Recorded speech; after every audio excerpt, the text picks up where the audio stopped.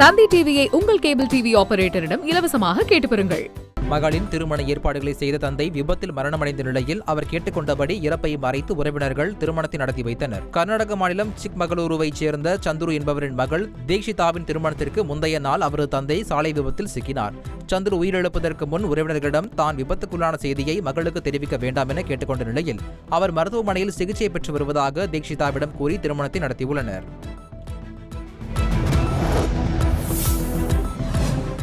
பொறியியல் கல்லூரிகள் தேவையான தகவல்களை அளிக்காவிட்டால் அதன் அங்கீகாரம் எந்த ஒரு அறிவிப்புமின்றி திரும்ப பெறப்படும் என்று அண்ணா பல்கலைக்கழகம் அதிரடியாக அறிவித்துள்ளது.